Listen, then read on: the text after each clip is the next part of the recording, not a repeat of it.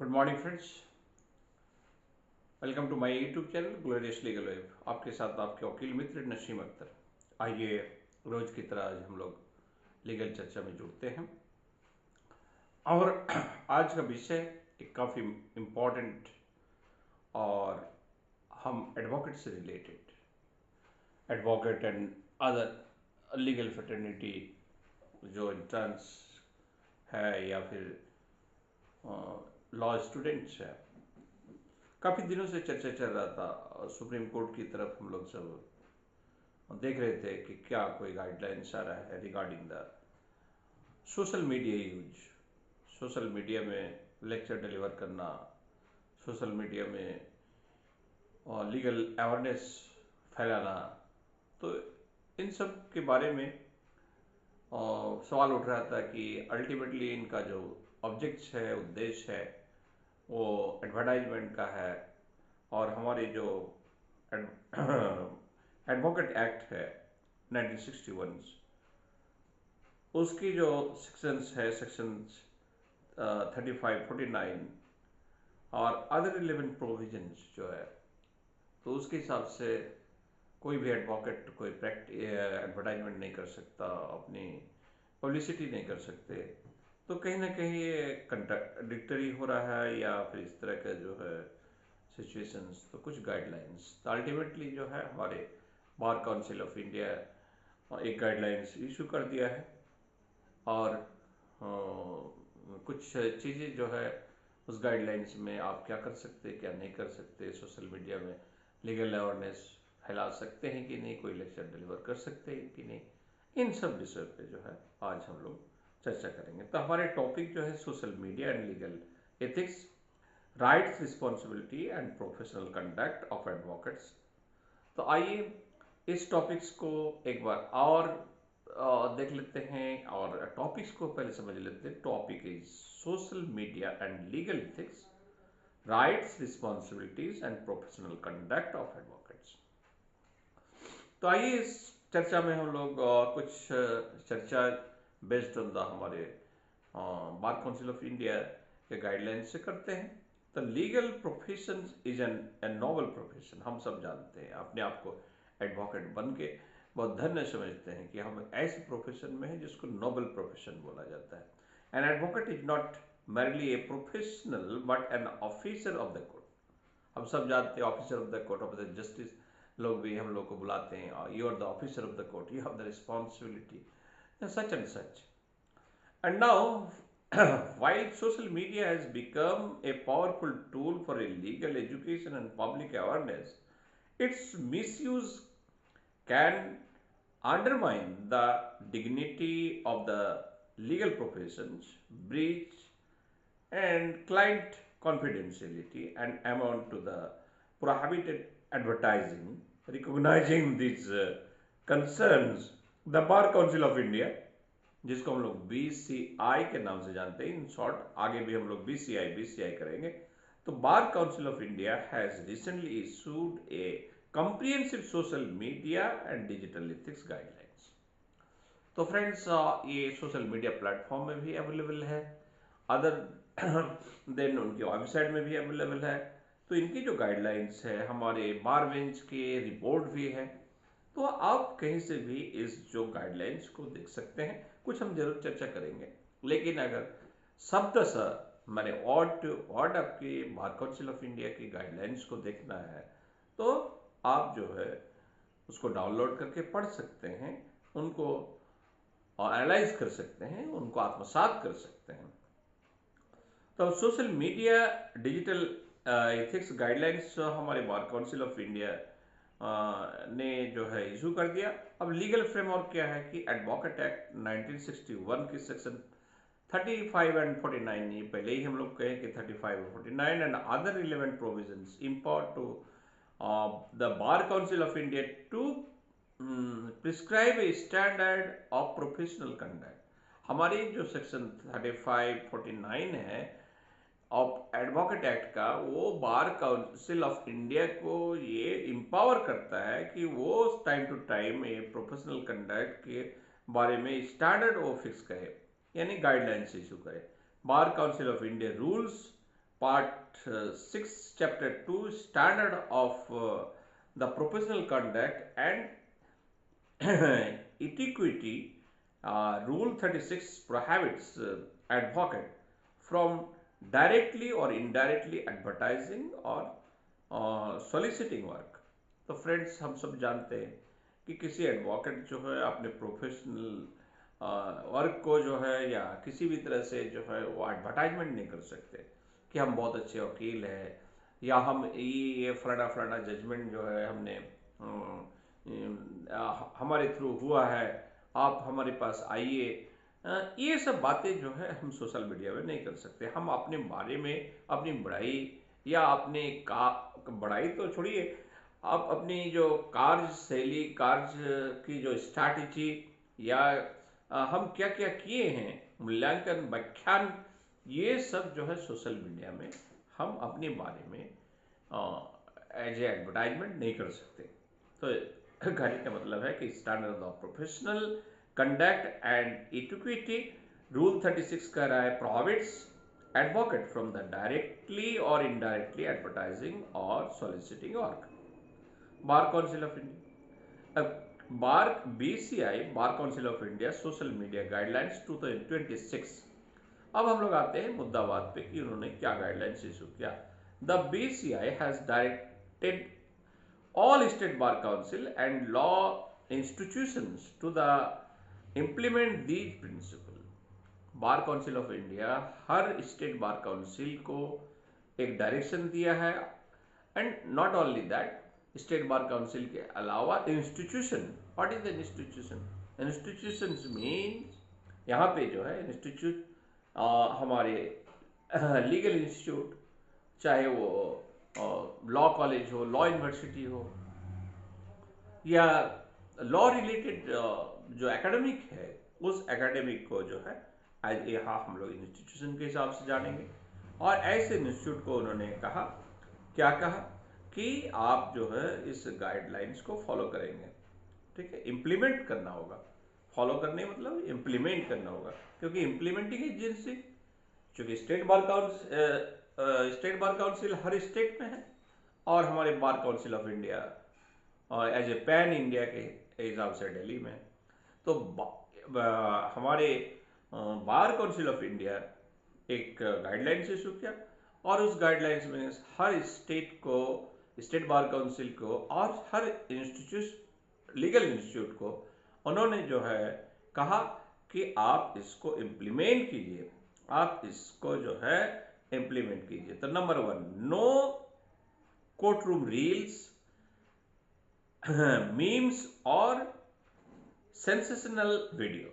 हम court room में चले गए, कोई जजमेंट डिलीवर हो रहा है, कोई आर्गूमेंट हो रहा है, हम जाके मोबाइल लेके खड़े होकर उनके वीडियोग्राफी करने लगे और वीडियोग्राफी करके हम सोशल मीडिया में डाल दिए, ये नहीं हो सकता। It is prohibited. तो no court room reels, memes और सेंसेशनल वीडियो। सेंसेशनल वीडियो ऐसा कुछ काम, ऐसा वीडियो जो पूरा वर्ल्ड में एक तहलका मचा दे, that is the sensation, India में तहलका मचा दे, तो ऐसी कोई सेंसेशनल वीडियो जो है अलाउ नहीं है। नो रिकॉर्डिंग और publication of client meetings, chamber discussions और कॉन्फिडेंशियल कम्युनिकेशन। हम किसी चेंबर से डिस्कस कर रहे हैं, गुफ्तगू कर रहे हैं, उसको एडवाइस दे रहे हैं किसी क्लाइंट को। अब उनकी जो वीडियोग्राफी करके हमारे कोई एक क्लाइंट आया, एक दो क्लाइंट आया, साथ में 50 आदमी आया, तो हम एक भीड़ इकट्ठा हुआ, लग रहा है कि यहाँ कितने बड़े वकील साहब हैं, इनके पास जो है 200 400 500 लोग बैठे हुए। हाँ, तो ऐसे वीडियो करके हमने सोशल मीडिया में डाल दिया, दैट इज नॉट अलाउड। तो सिंपली जो नो रिकॉर्डिंग और publications of a client meeting, chamber discussion और confidential communication, no editing or monetizing live streamed court proceeding. अब कोर्ट प्रोसीडिंग का लाइव स्ट्रीम को जो है हमने वायरल कर रहे हैं। अब यहाँ आपके मन में, हमारे मन में एक सवाल पैदा होता है कि हमारे कोर्ट की जो यूट्यूब चैनल है वो तो होता है, दैट इज अलाउड, क्योंकि वो क्या है कि हमारी कोर्ट प्रोसीडिंग को लोगों को समझाने के लिए कि कैसे जो है जज साहबा, जैसे हम सब जानते हैं कोर्ट नंबर 11 का जो है हमारे हाई कोर्ट यूट्यूब चैनल है, उससे जो है सर्कुलेट करते हैं, लोग देखते हैं उसको, तो दैट इज अलाउड, उसमें हम प्रोहिबिट नहीं कर सकते। तो यहाँ कह रहा है कि नो रिकॉर्डिंग और publication of the client meeting, ये तो चर्चा हो गया। नो एडिटिंग और लाइव स्ट्रीम कोर्ट प्रोसीडिंग जो है अलाउ नहीं है। नेक्स्ट जो है no false claims regarding cases appearance or legal expertise. No false claim regarding cases, appearance or legal expertise. हम किसी को फॉल्स एश्योरेंस या क्लेम नहीं कर सकते कि हमने इस केस में अपेयर हुआ था, हम हुए ही नहीं थे, लेकिन हम किसी क्लाइंट को कह रहे हैं, दैट इज नॉट अलाउड। या जो है no false claims regarding cases, appearance और लीगल एक्सपीरियंस। अब हमारे 2-3 साल का ही एक्सपीरियंस है, हम लोग को कहते हैं हमारे 40 साल का experience, not allowed.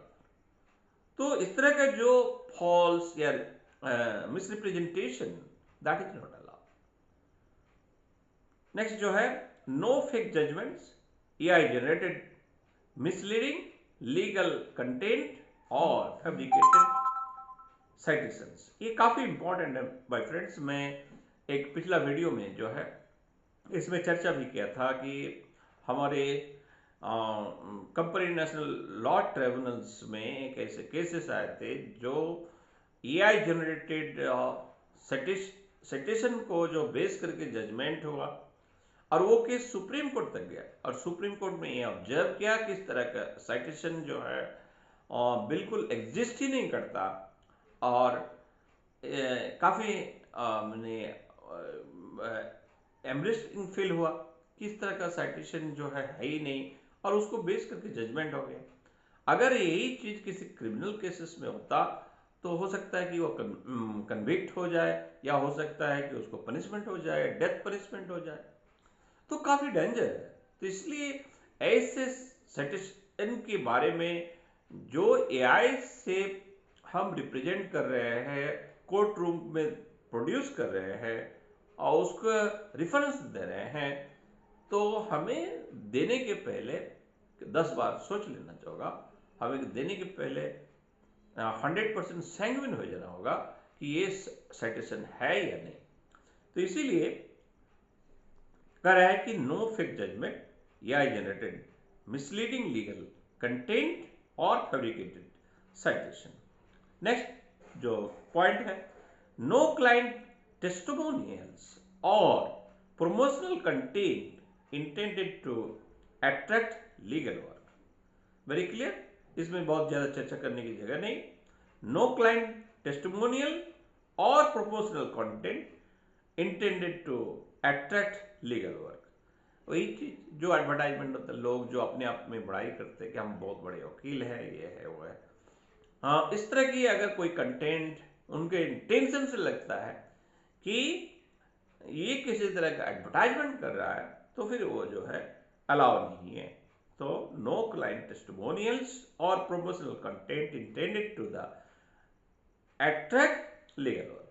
Social media must be used with dignity, restraint and professional responsibility, and violations may invite disciplinary proceeding. Very important friend, social media का यूज जो होगा वो डिग्निटी के साथ होना चाहिए। रिस्ट्रेंट कुछ उसका बाधा निषेध है, रिस्ट्रिक्ट है, और उस बाधा निषेध को, वो रिस्ट्रिक्शंस को फॉलो करना होगा, जैसे कि अभी गाइडलाइंस है। और क्या कर रहे हैं कि प्रोफेशनल रिस्पॉन्सिबिलिटी जो है, हमें उस प्रोफेशनल रिस्पॉन्सिबिलिटी को हमारे जो एडवोकेट एक्ट 1961 में जो रिस्ट्रिक्शन है, उस रिस्ट्रिक्शन को, और वायलेशंस में इनवाइट डिसिप्लिनरी प्रोसीडिंग, और इसको अगर ये नहीं सुनते, हम इससे हम रिस्ट्रेन नहीं करते, वही काम करते हैं जो जिसको हमें मना किया गया, तो फिर ऐसे सिचुएशंस में वायलेशन हो गए, और वायलेशन में इनवाइट डिसिप्लिनरी प्रोसीडिंग, और जब वायलेशन होगा तो हमारे डिसिप्लिनरी प्रोसीडिंग स्टार्ट होगा। डिसिप्लिनरी प्रोसीडिंग, अब आपके हमारे मन में सवाल पैदा होगा कि डिसिप्लिनरी एक्शंस कौन लेंगे। डेफिनेटली फ्रेंड्स, डिसिप्लिनरी एक्शन हमारे हर स्टेट में स्टेट बार काउंसिल है, तो state bar council disciplinary actions लेंगे। नाउ जो है सुप्रीम कोर्ट अप्रोच क्या है? Although the supreme court supports transparency through the live streaming of the important proceeding, it has consistently emphasized that, friends अभी मैंने कहा कि लाइव स्ट्रीम के बारे में आप जानते हैं कि हमारे एसआईआर के ममता बनर्जी जब बहस के थे, वो लाइव स्ट्रीम हुआ था। हो रहा है कि सुप्रीम कोर्ट के कई केसेस में इंपॉर्टेंट लगता है कि ये पब्लिक इंपॉर्टेंस के केस है, पूरा नेशनल, पूरा राष्ट्र जो है उद्वेलित है, लोग इसको देखना चाहते हैं, तो ऐसे केसेस को लाइव स्ट्रीम कराते हैं। और जब सुप्रीम कोर्ट जो कोई केसेस की लाइव स्ट्रीम की परमिशन दे, तो फिर कोई सवाल पैदा नहीं होता, तब वहां पे कोई मैंने क्वेश्चन रेज नहीं होता।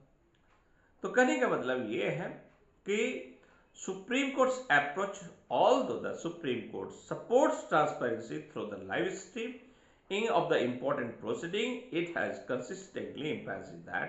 अब क्या emphasize करेंगे? Court proceeding must not be sensationalized.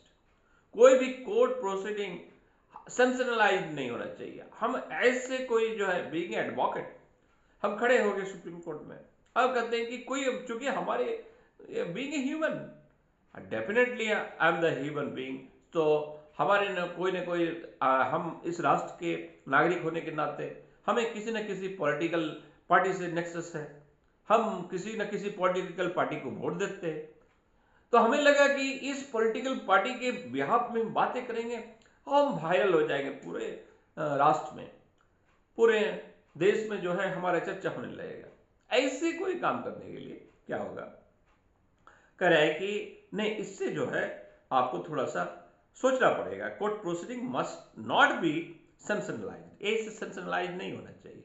Sensationalise के लिए हम अपने आर्गुमेंट को एज ए प्रमोशन के तौर पर हम नहीं कर सकते। वो सारा चीज जो है, अब ये कहेंगे, सवाल पैदा होगा इसको कौन एनालाइज करेगा? डेफिनेटली हमारे सुप्रीम कोर्ट बैठे हुए, जो बेंच में बैठे हुए, वो देख रहा है क्या आर्गुमेंट कर रहा है, कैसे कर रहा है, क्यों कर रहा है। तो judicial dignity must always be preserve, judicial dignity को प्रिजर्व करना पड़ेगा। अभी फिलहाल में आप देखे होंगे कोर्ट रूम में जो क्या कहते हैं, इन पर्सन अपियर हुआ था कोई लॉ स्टूडेंट, और उन्होंने चीफ जस्टिस साहब को गाली गलौज कर दिया। तो ये सब अलग नहीं, तो ये that is a matter of the contempt of the court, that is हमारी सुप्रीम कोर्ट इसको कंटेम्प्ट नहीं किया, वो अलग बात है, उसकी बड़प्पन है, लेकिन this is a matter for contempt of court, और ऐसे काम हम नहीं कर सकते। तो judicial dignity must always be preserve and selective editing और misuse of the court videos may interfere with the administrations of justice. Very important friends. अब जैसे हमने कहा कि लाइव स्ट्रीम होगा, अब 1 घंटा 1.5 घंटा का कोई लाइव स्ट्रीम वीडियो जो है हमारे सामने आए, उसी वीडियो में से हम काट छाट करके जो हम हमारी जिस पॉलिटिकल पार्टी का नेक्सस से है उस जगह को लेके हम अपने कुछ और पॉइंट जोड़ के उसको हम सेंसिटिव कराना चाहते हैं, कर दे, छोड़ दिए। आज के एआई के थ्रू या बहुत कुछ होता है, तो ये अलाउ नहीं है। अब कह रहे हैं कि selective editing or misuse of the court videos may interfere with the administrative of justice.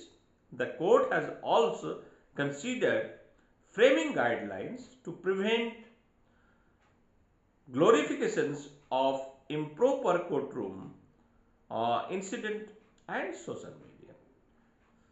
तो अब हमें फ्रेंड्स जो सवाल पैदा होता है, व्हाट एडवोकेट्स में डू, हमारे एडवोकेट को क्या करना चाहिए?